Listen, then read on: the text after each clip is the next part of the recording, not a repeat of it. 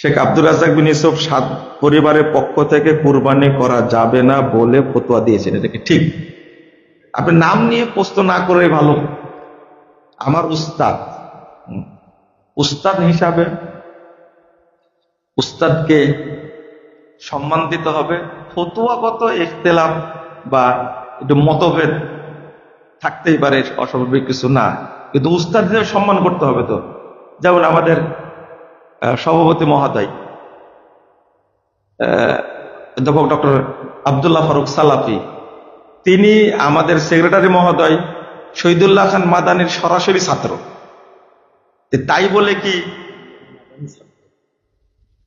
শহীদুল্লাহ মাদানির ছাত্র, সভাপতি সাহেবের ছাত্র, কিন্তু আমাদের সেক্রেটারি সাহেব ডক্টর শহীদুল্লাহ খান মাদানি কার ছাত্র? অধ্যাপক ডক্টর আব্দুল্লাহ ফারুক সালাফির ছাত্র কিন্তু। তো এখন মাসালাগত যদি মতভেদ থাকে, যদি সম্মানের জায়গায় কি সম্মান দিতে হবে। মানুষের বুঝ আলাদা থাকে না। যেমন ইমাম শাফির ছাত্র হলেন ইমাম আহমদ, তো একটা মাসালা ইখতিলাফ হয়েছে, ইমাম আহমদ বিন হাম্বল রাহিমাহুল্লাহ একটু মন খারাপ করেছেন। ইমাম শাফি রাহিমাহুল্লাহ তার বাড়িতে চলে আসছেন, বলছেন যে দেখো আহমদ, তোমার সাথে একটা মাসালায় মতভেদ থাকলেও বহু মাসালায় কি আমরা একমত না? দেখেন কত গুরুত্বপূর্ণ কথা, বুঝেন না মনে আপনারা? বহু মাসালায় কি একমত, কিন্তু কোন মাসালায় কি যদি ইখতিলাফ থাকে, এই জন্য এটাকে কি বড় করে দেখা উচিত না। ভাগা কুরবানি দেওয়া যাবে, এবং পরিবারের পক্ষ থেকে যিনি কুরবানি দিচ্ছেন, ঠিক আছে, যিনি কুরবানি দিচ্ছেন, একজন দিচ্ছে, অভিভাবক দিচ্ছে, নেকি সবাই পাবে। কিন্তু একটা হাদিস অনুবাদ করা হয়, আল বাকারাতু আন সাবাতিন ওয়াল জাজুরু আন সাবাতিন, গরুতে 7, উটে না 7। এই হাদিসটাতে আসছে গরুতে 7, উটে 7, কিন্তু উটেও যে 10 জন দেওয়া যায়, এটা তো হাদিস আসছে। তাহলে উটে সর্বোচ্চ কতজন? 10 জন। আর গরুতে সর্বোচ্চ কতজন? 7 জন। 7 জনের কমেও দেওয়া যায়, 5 জনে, 6 জনে দেন, আপনি 3 জনে দেন, 2 জনে দেন, কোনো সমস্যা নাই। পরিবারের পক্ষ থেকে একজন কুরবানি দিলে নেকি সবাই পাবে। কিন্তু আমাদের দেশে একটা কথা বলা হয়, 7 জনের পক্ষ থেকে শুধু নেকি 7 জনই পাবে। এই 7 জনের অনুবাদই হলো 7 পরিবার। কয় পরিবার? কারণ এই অনুবাদটা করেছেন কারা? সাহাবী, তাবেঈ, তাবে যারা এই হাদিসটাকে তারা মানছেন, তাই না? শুধু 7 জনের পক্ষ থেকে হবে, এই অনুবাদ কেউ করেননি। বুঝটা হতে হবে কাদের বুঝ? সালাফদের বুঝ। সবসময় মনে রাখবেন কথাটা। এইটা মনে রাখলে আপনার পথভ্রষ্ট হওয়ার সম্ভাবনা 0, ইনশাআল্লাহ। ইনশাআল্লাহ শুধু এতটুকু মনে রাখবেন, সালাফরা যেটা বুঝেছেন ওইটাই বুঝবো। বেশি বুঝা, চিনিতে কি বলে, চায়ে চিনি বেশি দিলে কি হয়ে যায়? আরো সমস্যা আছে, বুঝতে পারলেন? ওইটা আর চা থাকে না। এখন আপনারা তো এইভাবে বললে বুঝবেন না। এই আগের মুরব্বীদের ওয়াজ গুলোই ভালো ছিল। আবু দার বর্তমানী রাহিমাহুল্লাহ, আব্দুল সাত্তার 30 আলী, আব্দুর রক্ষুল্লাহ, তাদের ওয়াজে মানুষ চেঞ্জ বেশি হয়েছে। আমরা ভদ্র তো, আমাদের ওয়াজে মানুষ চেঞ্জ হয় না। আব্দুল সাত্তার 30 আলী সাহেব বলেছিলেন, নুনু কাটতে যে একটু বেশি করে কাটতে তাহলে বুঝে কেমন লাগে। বুঝেন না? সোজা কথা একবারে। সব জিনিস কি বেশি করা যায়? বেশি বুঝবেন না, যতটুকু বুঝেছেন সালাফরা ততটুকুই কি। এখন সুন্নাত দিতে গিয়ে যদি বেশি কেটে ফেলেন তাহলে অবস্থাটা কি হবে? বুঝেন না?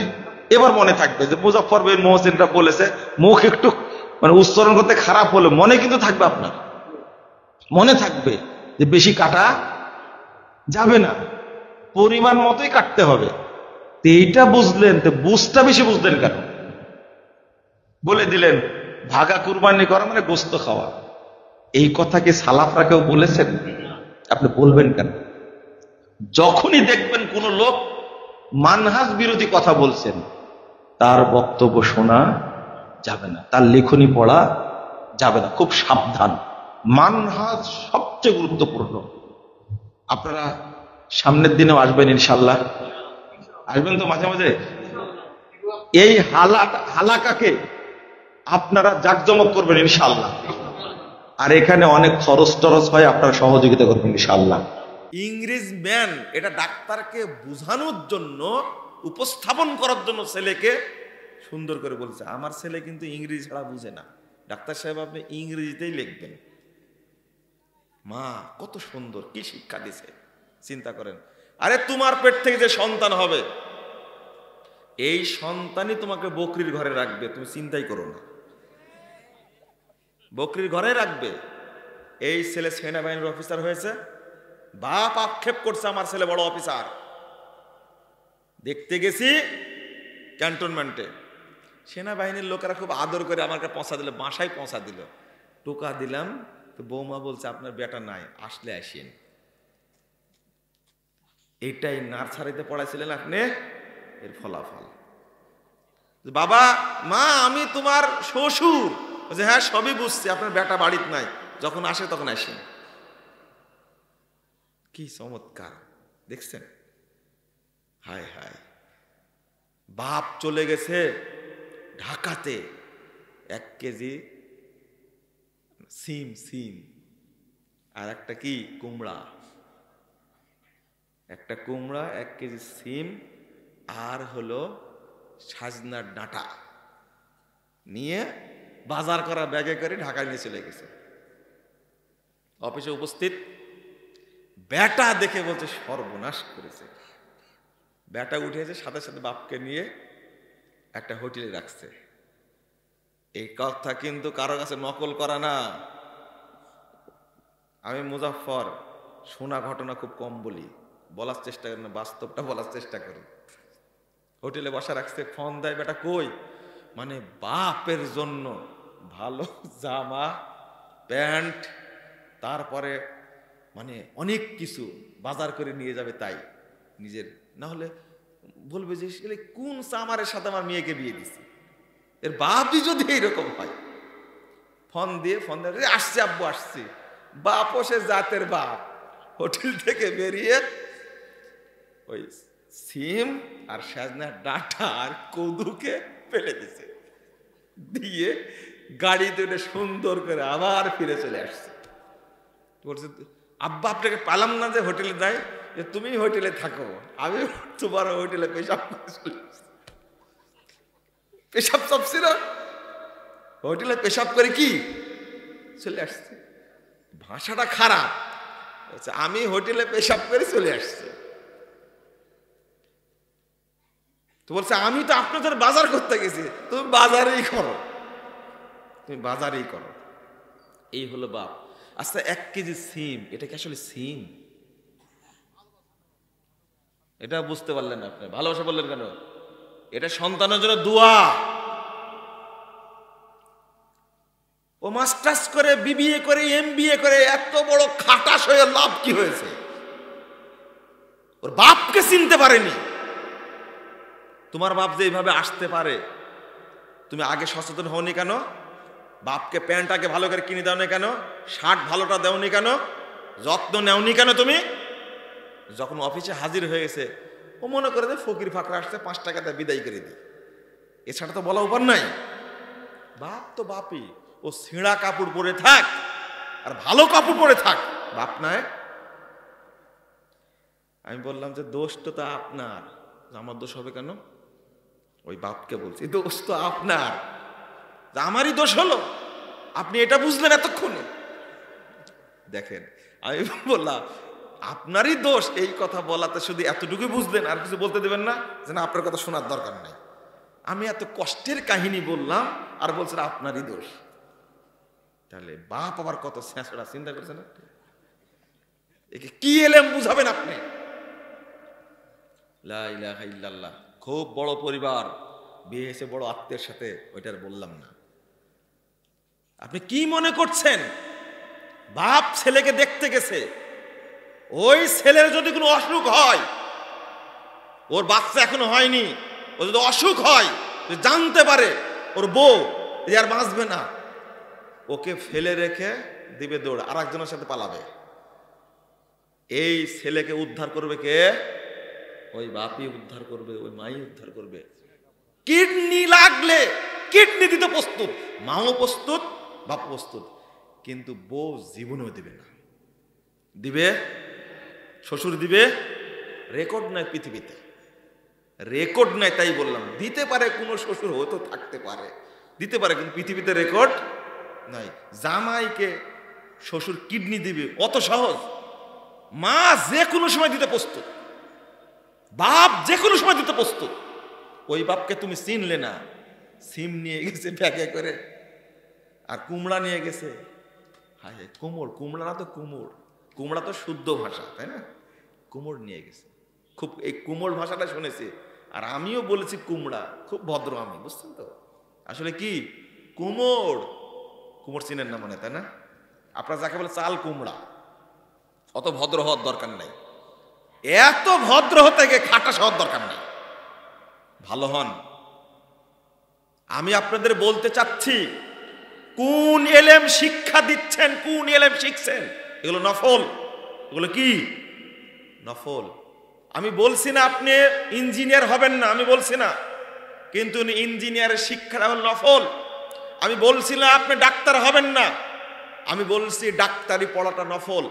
আমি বলছি না আপনি রসায়নবিদ হবেন না, আমি বলছি না আপনি নোবেল পুরস্কার বিজয়ী করবেন না, আমি নোবেল পুরস্কার বিজয়ী হতে নিষেধ করছি না। আপনি নোবেল বিজয়ী হন, আপনি অর্থনীতিবিদ হয়ে, পৃথিবীর শ্রেষ্ঠ অর্থনীতিবিদ হয়ে আপনি নোবেল পুরস্কার নেন, আমার আপত্তি নাই। তবে কথা হলো এটা নফল। কিয়ামতের মাঠে আল্লাহর সামনে এই রসায়ন আপনাকে কোনো উপকার দিতে পারবে না, কোনো উপকার দিতে পারবে না।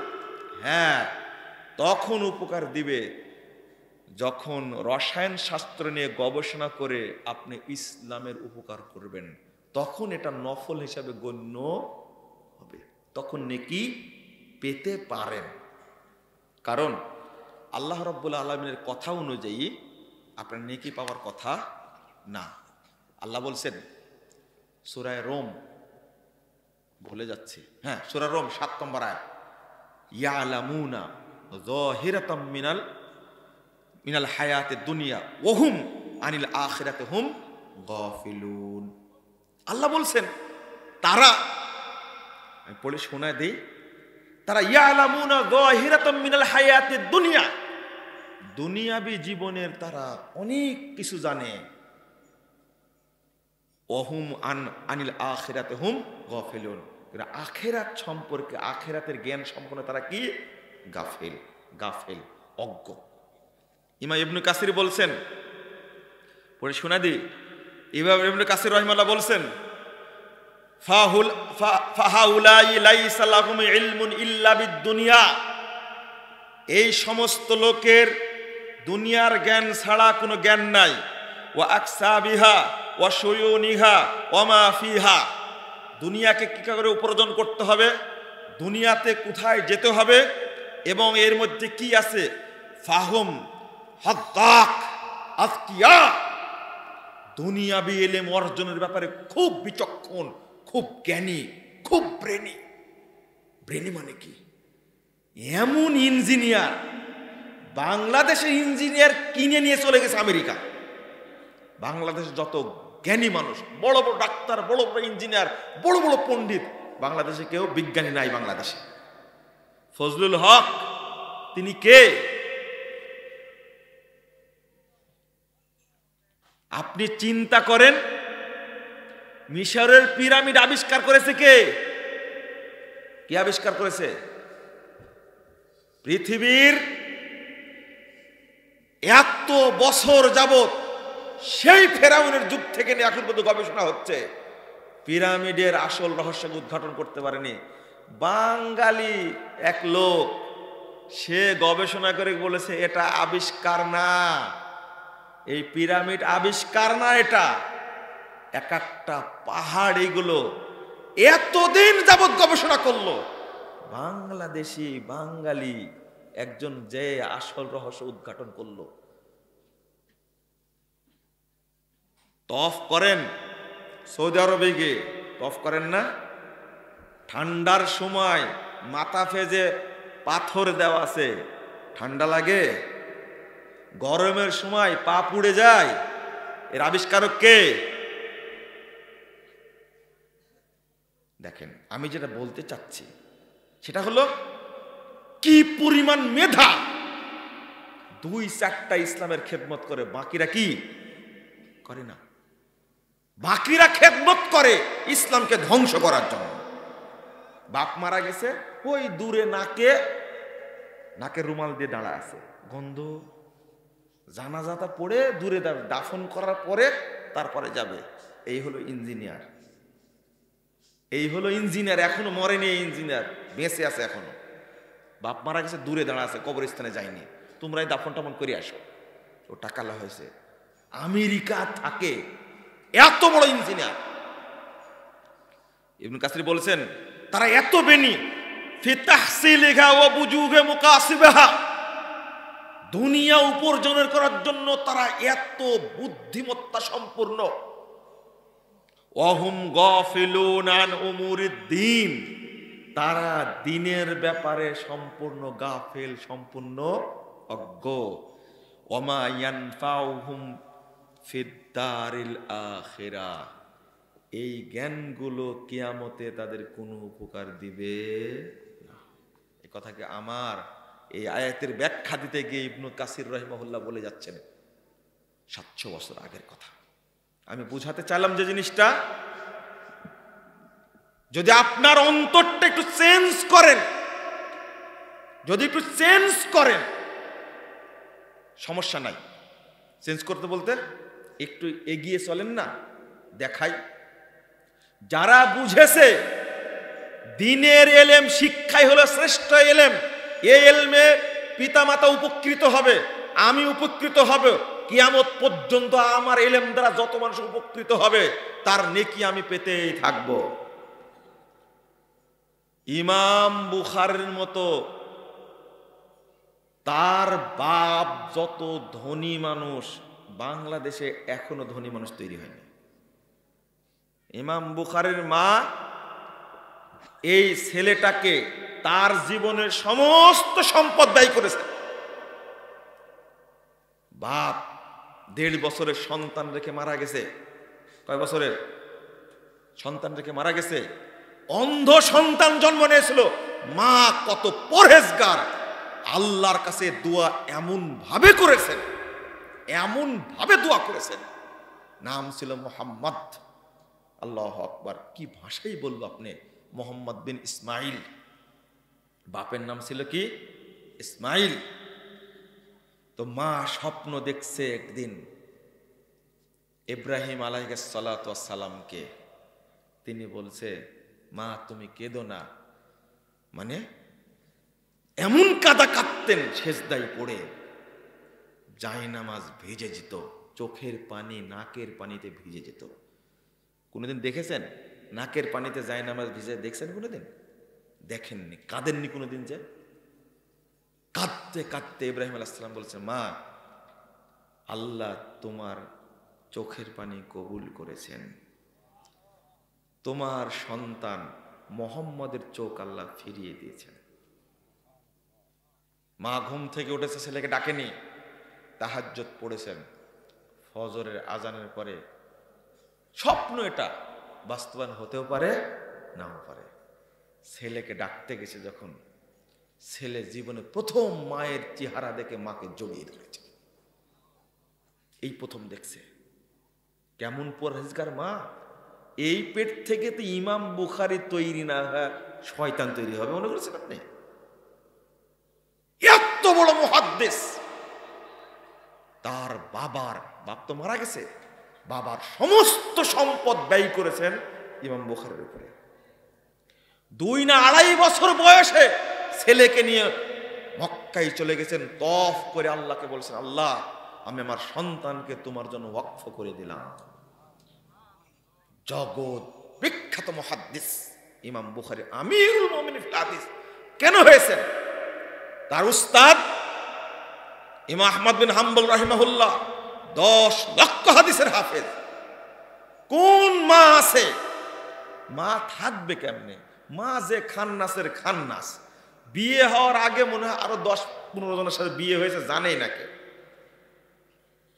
তাও পরে বিশ্ববিদ্যালয়ে চুলগুলো পিছনে কাটা, সামনে কাটা, হাফ প্যান্ট পরে ঘুরে বেড়াইছে। আর আপনার বাপ করেছে কি, ওই মেয়েকে পছন্দ করে বিয়ে করে নিয়ে আসছে, তাই না? তাই তো। আর বলছে, আপনার বাপ গল্প করছে, বৌমা একখান পেয়েছি, দাম করে হাটে। বলছে বৌমা আমার বিশ্ববিদ্যালয়তে ইংরেজিতে মাস্টার্স করা। এটা বৌমা না ভাইরাস? এটা করোনা ভাইরাস থেকে বেশি ভয়াবহ। এটা ভাইরাস,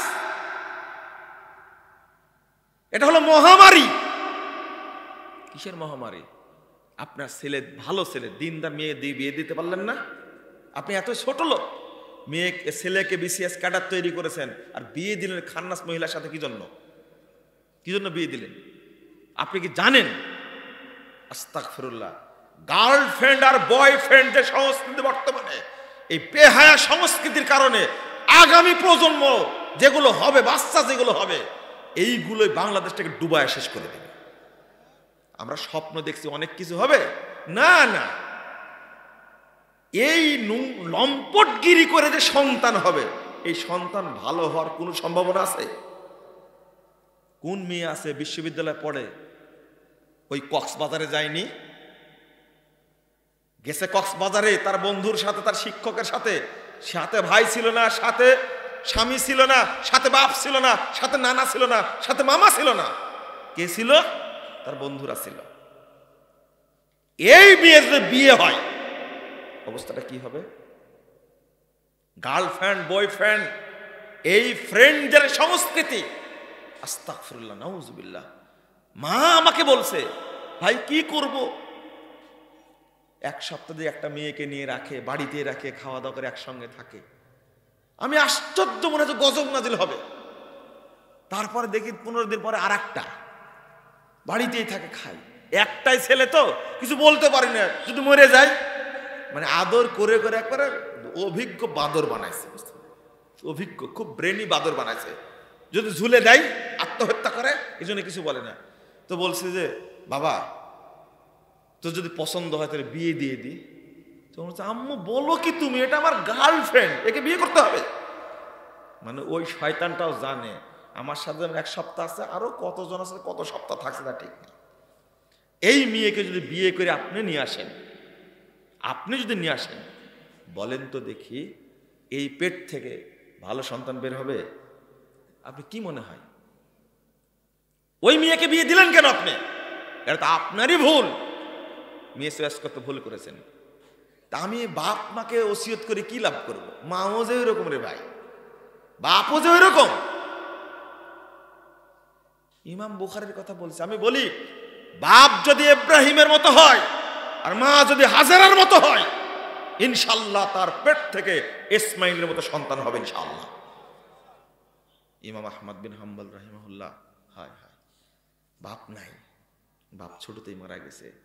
তিনি যখন বয়স তার প্রায় 70 বছর, তিনি বুখারী হাদিস পড়াতে গিয়ে তিনি বলছেন, হাদিস পড়াতে গিয়ে ছাত্রদের সামনে বলছেন, আমার মা এলেম শিক্ষার জন্য বাগদাদে প্রচন্ড শীত আর বরফ পড়ত। আমার মা ঘুম থেকে উঠে পানি গরম করে আমাকে ওযু করিয়েছে, সাথে মসজিদে নিয়ে গেছে। এরপরে মা বসে থাকছে দীর্ঘক্ষণ।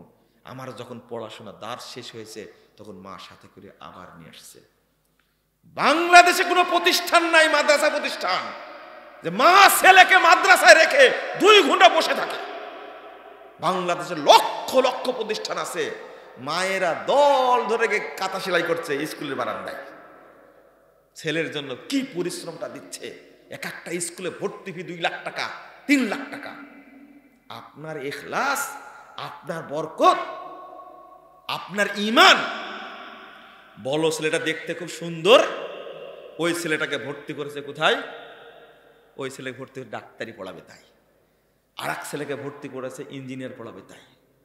আচ্ছা, ছোটটা বোদের হাড্ডি, ওকে বলছে যা মাদ্রাসায় রেখে আয়, হুজুরেরা পিটায় ঠিক করবে। থামেন। এরপরে মাদ্রাসায় গিয়ে দরখাস্ত লিখছে, মাননীয় প্রিন্সিপাল, বেতন ফি মৌকুফের আবেদন। খাটাস কোথাকার, তোর নিয়াতি খারাপ, এই তোর সন্তানই ফকিন্নি হবে। আর ওই বলে বেড়াই মাদ্রাসাওয়ালা ফকিরি বিদ্যা।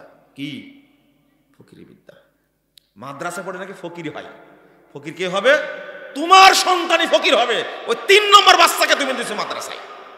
বদ ছিল, 2-4 দিন পরে জুব্বা একটা গায়ে দেয়, পাগড়ি একটা পরে মাথায় দিয়ে রাস্তায় রাস্তায় মিলাদ পড়ে বেড়ায়, ভিক্ষা করে বেড়ায়। এটা তোমারই সন্তান। তুমি তাকে, বড় ছেলেটাকে পড়াচ্ছে, প্রতি মাসে 50-60 হাজার টাকা দেয়, খরচ করে। মেজোটাকে পড়াচ্ছে, প্রতি মাসে 1 লাখ টাকা 2 লাখ টাকা খরচ করে। মাদ্রাসায় পড়াতে গিয়ে আগেই দরখাস্ত লাগে, মানে খুব নিরুপায়, আমার চলার কোনো পথ নাই। খোঁজ নিয়ে দেখবেন 2টা ছেলেকে পড়াচ্ছে, কি হাই স্কেলে খরচ পড়াচ্ছে। নিয়াতেই যদি সমস্যা থাকে, জীবনে আলেম তৈরি হবে কোনোদিন না। ভিক্ষা করে কে? মাদ্রাসা পড়ানো ফকিরি বিদ্যাটা কে বলেছে? আল্লামা আকরাম খা, আল্লামা আকরাম খা মুসলিম সাংবাদিকতার জনক। তুই মাদ্রাসা শিক্ষাকে ছোট মনে করো? ছোট তোমরাই বানাইছো। এই দীর্ঘ 60 থেকে 70 বছরে বাংলাদেশের ইসলামী শিক্ষা ব্যবস্থাকে সবচেয়ে তুচ্ছ তাচ্ছিল্য করেছে এক শ্রেণীর মানুষ। এই সেকুলারিজম, ন্যাশনালিজম চেপে বসে মানুষের উপরে। এর সংস্কৃতি, যারা নাটক তৈরি করে, যারা সিনেমা তৈরি করে, তাদের মতো নিকৃষ্ট, তাদের মতো খারাপ, তাদের মতো নোংরা জঘন্য মানসিকতার জাত পৃথিবীতে নাই। এরা ইসলামকে বিতর্কিত করার জন্য কাজগুলো করে। আমি তাদেরকে বলতে চাই, তোমরা যত ইতিহাস লেখো, উপন্যাস লেখো, নাটক লেখো, সিনেমা করো, কনসার্ট করো, যাই করো না কেন, এটা বাংলাদেশ। মুসলিমদের চেতনা এখানে অগ্রাধিকার পায়। 190 বছর রাজত্ব করে ইংরেজরা এখানে খ্রিস্টান বানাতে পারেনি। তোমার ওই স্বপ্ন ভুল। মুসলমানদেরকে বিপদে নিয়ে যাচ্ছ কেন? আজকে ছেলেরা যেভাবে মদ খেয়ে সন্ত্রাসী কার্যক্রমে জড়িয়ে পড়ছে, ধর্ষণে জড়িয়ে পড়ছে, তার মূল কারণ হলো যারা এই সমস্ত ছবি করে, নাটক করে, সিনেমা করে, এদের কারণে বিপথে যাচ্ছে সন্তান। এদের ধরবে কে? ওয়াজ করতে হবে আমাদেরকে। হুজুর একটু বলেন, পর্দা সম্পর্কে বলেন। তুমি ন্যাংটা করে রাখছো, আর আমি পর্দা সম্পর্কে বললে হবে? হ্যাঁ, তুমি আগে ওই জায়গায় ঠিক করো।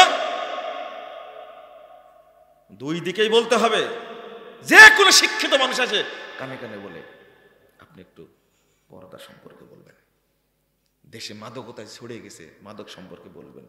তুমি বর্ডার খুলে দিছো, মায়ানমার থেকে একবারে দেশকে ধ্বংস করার জন্য হাজার হাজার টন ইয়াবা মদ আসছে, ওখানে বন্ধ করলেই তো হয়। হুজুরকে বলতে হবে কেন? আমরা যেভাবে মাদকতার বিরুদ্ধে কথা বলি, যৌতুকের বিরুদ্ধে কথা বলি, আপনারা তো বলেন না। আবার মাদ্রাসা শিক্ষাকে ঠাসার জন্য এমন ঠাসে কিছু নাস্তিক তৈরি হয়েছে। এক নাস্তিক বলছে ঢাকা বিশ্ববিদ্যালয় হলো উচ্চতর মাদ্রাসা। আমি উচ্চতর মাদ্রাসা ঢাকা বিশ্ববিদ্যালয়কে বলি না, তোমাকে বলি, তুমি উচ্চতর শয়তান। কেন মাদ্রাসা ছাত্রের সাথে পারে না কেন? আগামী প্রজন্ম আসবে তোমাদের মতো দেশদ্রোহী, স্বাধীনতা বিরোধী, তোমাদের মতো এই মানে নোংরামি লোক, যারা রাষ্ট্রে থেকে রাষ্ট্রের গোড়া কাটে, এই সমস্ত লোক আগামী দিনে কোন রাষ্ট্রে ঠাঁই পাবে না ইনশাআল্লাহ। তোমরা কি মনে হচ্ছে আগামী প্রজন্ম অন্যরকম হয়ে যাবে ইনশাআল্লাহ? আমরা স্বপ্ন দেখি। কারণ আমি বলছিলাম, আল্লামা আকরাম খা রহিমাহুল্লাহ মুসলিম সাংবাদিকতার জনক। তখন এই সমস্ত শিক্ষাবিদরা কোথায় ছিল? যদি আমি বলি দাড়িওয়ালা দিনদার মানুষ ডক্টর শহীদুল্লাহ, মাথায় টুপি, মুখে কি দাঁড়িয়ে আছে না? মৌলানা ভাসানী, নামি মৌলানা, মাথায় টুপি, মুখে কি দাড়ি। কাকে কাকে কাকে ঘৃণা করো?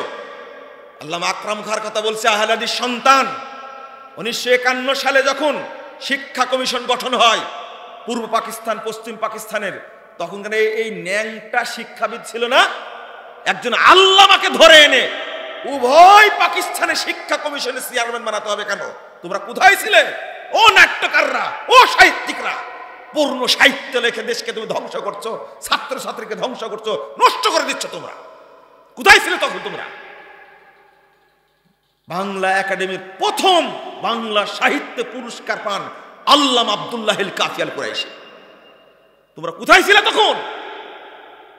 তারা সাহিত্য রচনা করেছেন দেশ জাতির ইসলামের জন্য, আর তোমরা সাহিত্য রচনা করছো দেশ জাতি নতুন প্রজন্মকে ধ্বংস করার জন্য। আপনারা ভাষা বুঝতে পেরেছেন? সন্তানকে তৈরি করুন। আমি পরামর্শ দিই একটাই, প্রতিষ্ঠানে ভর্তি করতে চাইলে প্রথম দেখবেন মানহাজ কোনটা, কোন প্রতিষ্ঠানের মানহাজ ভালো। মানহাজ ভালো না হলে প্রতিষ্ঠানে ছাত্র দিবেন না। 2 নম্বর দেখবেন প্রতিষ্ঠানে যোগ্য শিক্ষক আছে কিনা। যোগ্য শিক্ষক না থাকলে যোগ্য ছাত্র তৈরি হয় না। ইমাম মালিক রাহিমাহুল্লাহ জগৎ বিখ্যাত মুহাদ্দিস, তার ছাত্র দ্বিতীয় মুজাদ্দিদ ইমাম শাফি রাহিমাহুল্লাহ জগৎ বিখ্যাত মুহাদ্দিস পণ্ডিত, তার ছাত্র ইমাম আহমদ বিন হাম্বল 10 লক্ষ হাদিসের হাফেজ, তার ছাত্র ইমাম বুখারী রাহিমাহুল্লাহ আমিরুল মুমিনিন ফিল হাদিস, তার ছাত্র ইমাম আবু দাউদ। আপনি ভাবছেনটা কি? প্রথম দেখবেন যোগ্য যোগ্য কি শিক্ষক আছে কিনা, সেখানে ভর্তি করবেন। 3 নম্বরটা দেখবেন পরিবেশ ভালো কিনা। পরিবেশ ভালো কিনা বলতে দেখবেন শিক্ষক, দেখবেন পরিবেশ ভালো কিনা। যদি অন্ধকার পরিবেশে দেন ওর মানসিক বিকাশ কোনোদিনই হবে না। আমাদের মাদ্রাসা শিক্ষার সবচেয়ে বড় সমস্যা বর্তমানে, একদিকে যারা ভর্তি করে তারা হলো ছোট শ্রেণীর মানুষ, ওদের মানুষ বিকাশ ঘটে না।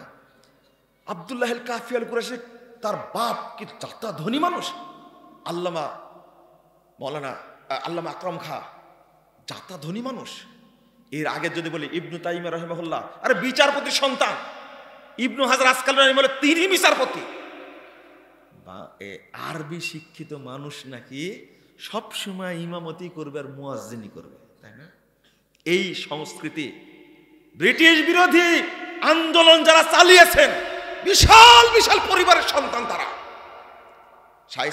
শাহ ওলিউল্লাহ মুহাদ্দিস দেহলভী ভারত গুরু বলা হয়, তার ঔরস থেকে আসা আল্লামা শাহ ইসমাইল, সৈয়দ আহমদ শহীদ, সৈয়দ নিসার আলী তিতুমির। আপনি কি বলবেন? কত বড় বড় সন্তান, তারা সবাই বড় বড় আলেম, বড় বড় পরিবার থেকে এসেছে। আর আমরা এখন যেটা শুরু করেছি, বড় বড় পরিবার মাদ্রাসায় পড়াতে চায় না। তার অন্যতম একটা কারণ হলো মাদ্রাসার থাকার পরিবেশ ভালো না। খাওয়ায় ঘাঁটি। কি খাওয়ায়? ঘাঁটি। এলেম শিক্ষা দিতে হলে শ্রম দেওয়া লাগবে। আপনি বড় ব্যবসায়ী হয়েছেন, আপনি বড় চাকরিজীবী হয়েছেন, আপনিও কিন্তু বিশ্ববিদ্যালয়ের হলে থেকে ক্যান্টিনে খেয়েই পড়েছেন। আমরা ক্যান্টিনে খাইনি, বিশ্ববিদ্যালয়ে আমরা পড়িনি, কি দামি খাবার খেয়েছেন জানি না। এখন আপনার সন্তানটা বড় হয়েছে, আপনি হুমরা সুমরা হয়েছেন, তাই বলছেন যে বিশ্ববিদ্যালয়ে পড়ানোর পরিবেশ নাই, মাদ্রাসায় পড়ানোর পরিবেশ নাই, কলেজে পড়ানোর পরিবেশ নাই। কেন? কেন পড়াতে হবে তাদেরকে? ইংলিশ মাধ্যমে প্রাইভেট প্রতিষ্ঠানে কসকসে লাখ লাখ টাকা দিয়ে ভর্তি হতে 5 লাখ টাকা লাগে। হাই হাই হাই, এই নিয়ত যদি থাকে আপনারটা চিন্তা করুন আগে। রাজশাহী বিশ্ববিদ্যালয়ে পড়েছি, বাথরুমে যাওয়া যায় না, এত দুর্গন্ধ। কি আমি ভুল বলছি? বিশ্ববিদ্যালয়ে পড়া কেউ নাই এখানে? বিশ্ববিদ্যালয়ের হলগুলোতে পানির যে ব্যবস্থা, বাথরুমের যে ব্যবস্থা, বসার কোনো কায়দা আছে? ছাত্র জীবনে তো বসেছিস না? আমি যাইনি হলে, আমি জানি না, পরিবেশ জানি না। সব প্রতিষ্ঠানকে একরকম মনে করলে হবে না। আপনিও জানেন, সারা জীবন রান্না করে খেয়েছেন। আমি একজনকে বলছি, আরে বেগুন একটা কিনেছিস কেন? একটা বেগুন কিনে যাচ্ছে। একটা বেগুন কিনেছিস কেন? আজ একটা কিনেছি, কালকে আর একটা কিনবো। চিন্তা করেন। একটা মেয়ের কথা বলছি, বুঝছেন? কেন তোরা একসঙ্গে রান্না করিস না? তো বলছে যে ভাই কি যে বলেন, সবাই একসঙ্গে রান্না করে খাওয়া যায় না, এক একজনের স্বাদ এক এক রকম। ছেলেরা একসঙ্গে রান্না করে খেতে জানে, ইমাম ভাই সাক্ষী, আবার সামনে বসে আছে, একসাথে খেতে জানে, কিন্তু মেয়েরা খেতে জানে না, এটা তাদের ঐতিহ্য।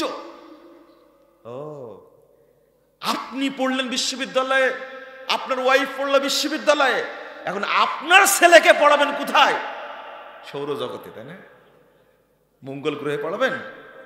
আর আজকে আপনার ছেলেটাকে পড়ানোর ক্ষেত্রে সমস্যা, তাই অনেক কথা শোনাতেন। মাদ্রাসায় পড়ানোর কথা বলেন না, পরিবেশ ভালো না, খাওয়া ভালো না, আপনি কি খেয়ে মানুষ